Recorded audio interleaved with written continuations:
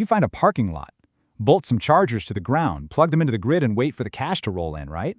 The dream of effortless, passive income from EV chargers is literally everywhere right now.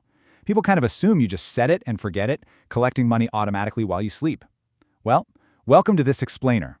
Today we're tearing open the actual spreadsheets behind the electric vehicle infrastructure boom.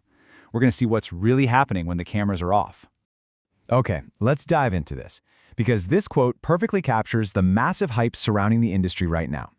We constantly hear the comparison that owning an EV charger today is exactly like owning a gas station back when the interstate highway system was just being born. The assumption is that this business is an absolute guaranteed gold rush. But as we're about to see, the reality on the ground is completely different from what those flashy headlines suggest. Now, make no mistake, the sheer scale of this boom is staggering. By the end of 2025, global electric vehicle sales crossed 20 million units in a single year. To put that into perspective, that's roughly 1 in every 4 new passenger cars sold on the planet. And governments? They're pouring billions into infrastructure. The U.S. federal government alone committed $5 billion through a single program just to build out public networks. So, naturally, you'd assume owning a piece of this must be like owning a toll booth on the only bridge in town, right? But here's the first major illusion we need to shatter. People assume charging stations sell electricity. Actually, scratch that. They don't. The average commercial electricity price in the US sits around 13 cents per kilowatt hour.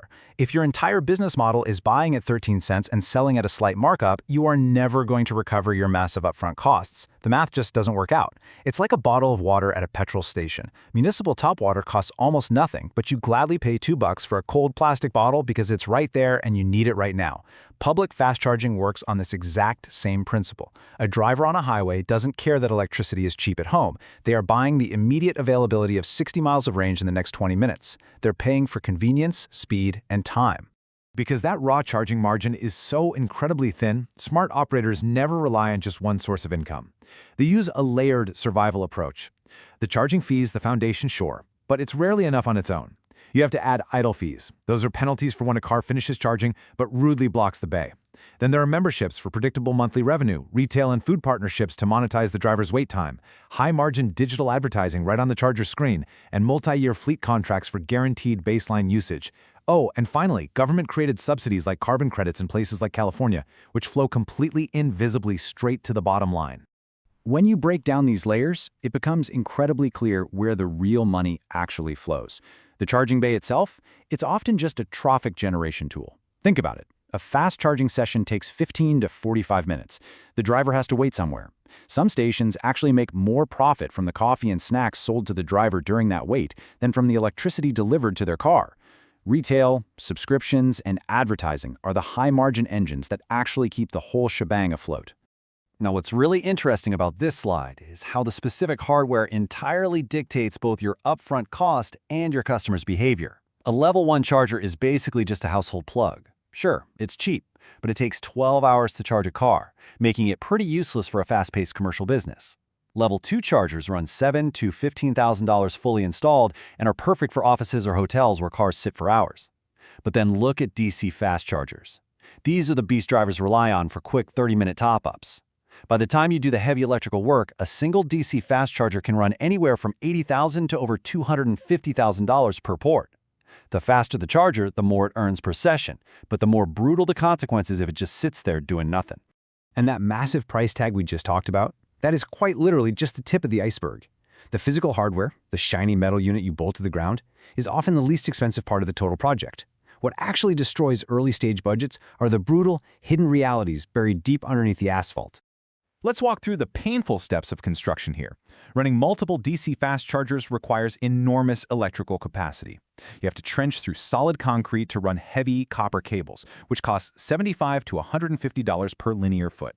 If the local grid lacks capacity, the developer often has to pay for the utility upgrade right out of their own pocket. And then there's the timing problem. During recent supply chain disruptions, the large metal transformers needed for these sites had lead times of up to 65 weeks. Just imagine signing a lease, breaking ground, and then waiting well over a year just to connect your chargers to power, all while your rent and loan payments relentlessly pile up month after month. If you somehow survive construction, you face the most devastating plot twist in the charging business: the demand charge. Commercial utilities don't just charge for how much total power you use, they charge for the peak rate at which you draw it.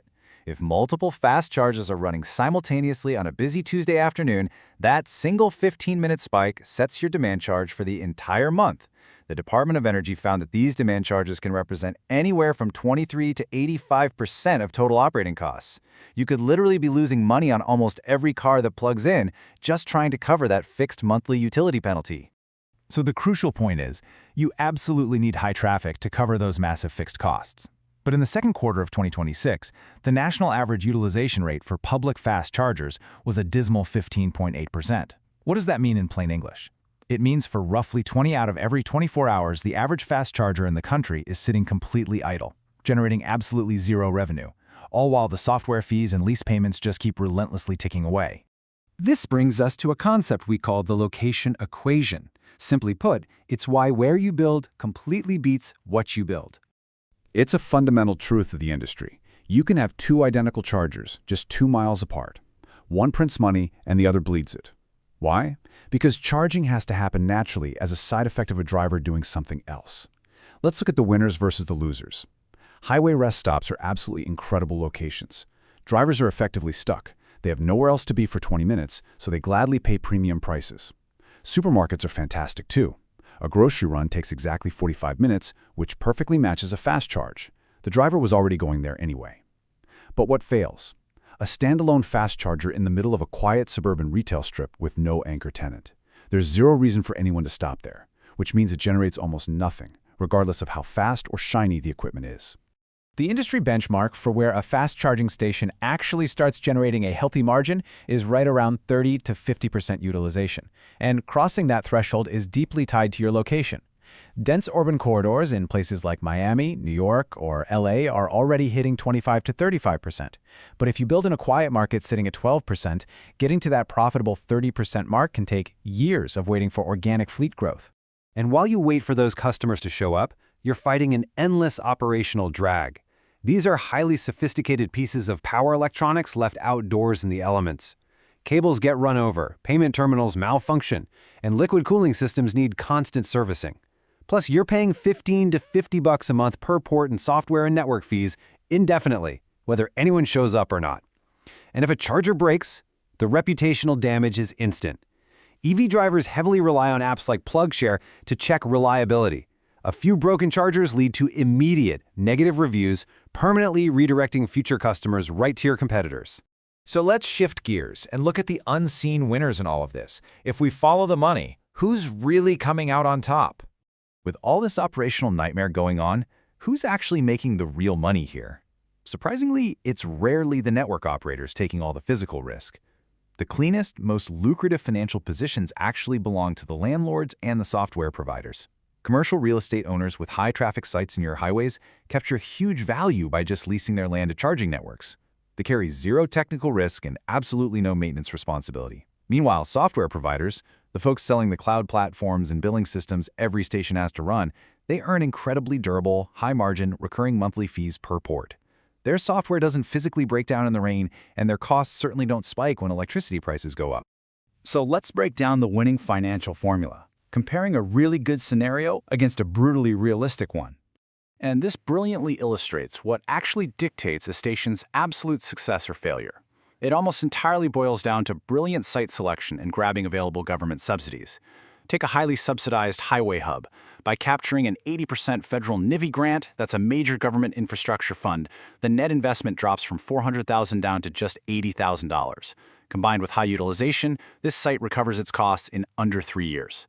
But compare that to a realistic, unsubsidized suburban site paying full price for hardware, suffering from high demand charges and a sluggish 12% utilization.